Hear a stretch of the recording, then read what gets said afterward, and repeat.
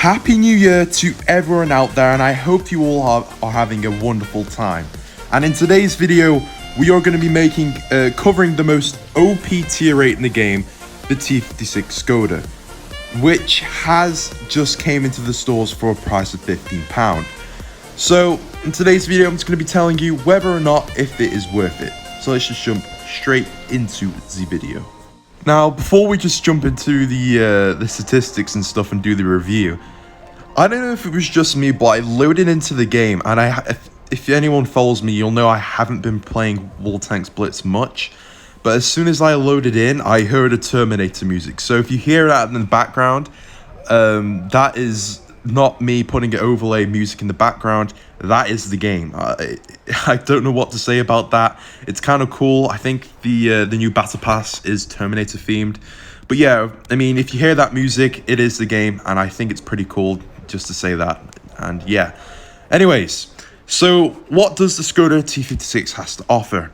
Well, we're just going to check the statistics first, and what makes it quite unique is that it plays like a Russian, a main Russian heavy tank at tier 8, but so it's not nothing important. The gun is actually it's not good in terms of damage per minute, as you'll see here, 1,800.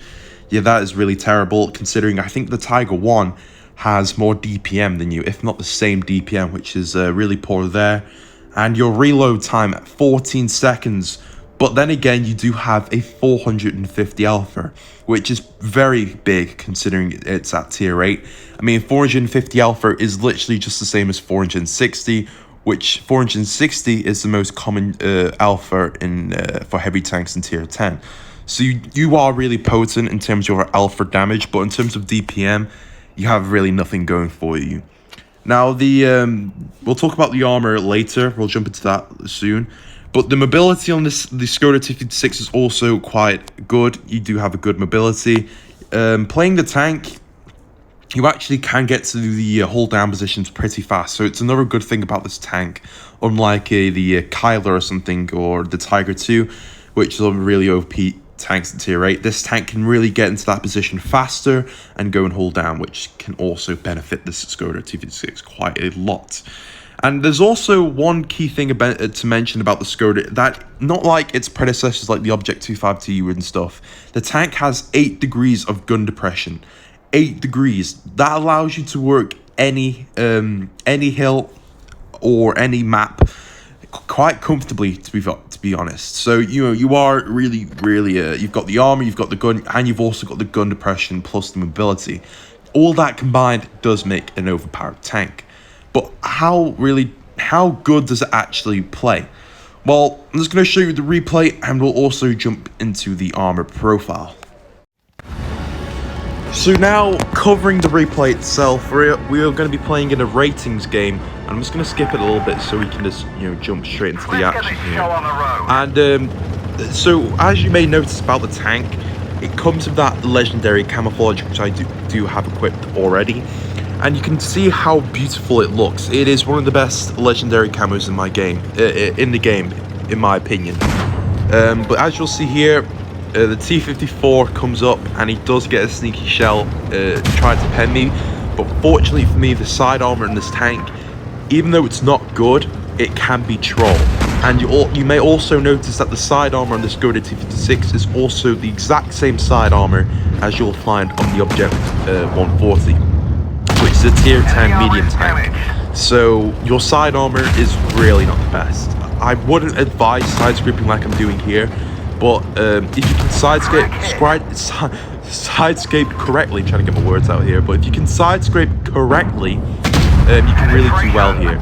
So we're just gonna not play any risky stuff, because even though your armor is really good, your upper plate cannot be penned at all by any shell, like gold shell or anything. Maybe the ISU could pen you with its BL10, but apart from that, I don't think you need to worry in terms of the armor. But I wouldn't really be too confident, because you can get penned now and then. People will aim for that bottom plate, and they will also aim for the your track wheel, which is also another weak part about the tank. And another thing, key thing to mention about this tank and how you want to play it, because of its lack of DPM CPM at 1900. You really just want to be the tank that clears everybody with that 150 alpha. You will not be doing a lot of damage in your replays, honestly. You're going to be like the one who clears, and you probably take the shots for the team. Similar to a mouse in tier 10, but you haven't got the confident armor. And as you're going to see here, the accuracy. Then again, though, that was the T-54, and T-54s, especially the mod origins, are really hard to penetrate with any really sort of ammunition there. But no, there's one more tank left, the Object 252, and as you'll see here, we haven't really blocked much this game, but you know, at least it kind of highlights, you know, what this tank can do. And you don't want to risk the tank, you know, poking it in corners and stuff, because you can get penned easily. You will be punished. You will be punished because this tank is not, you know, immune, even though it does have a really good armor.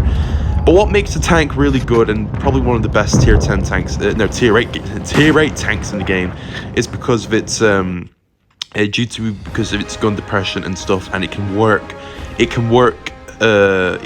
the hills and stuff a lot better than a T-54 E2 Shark could. Even though the Shark's really good, I think the Skoda T-56 can be hold down a lot more reliable. Yeah.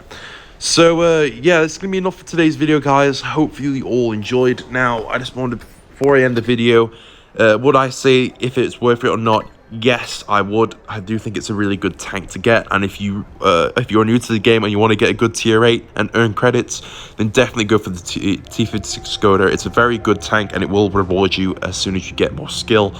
So yeah, definitely go for the tank. And as I said, it's not just the tank itself. You get the beautiful legendary camouflage, an avatar which is pretty cool, and you get a lot of XP bonuses which will help you grind down to a tier 10 a lot faster. So thank you guys for watching, take care, and I'll see you in the next one. Bye bye.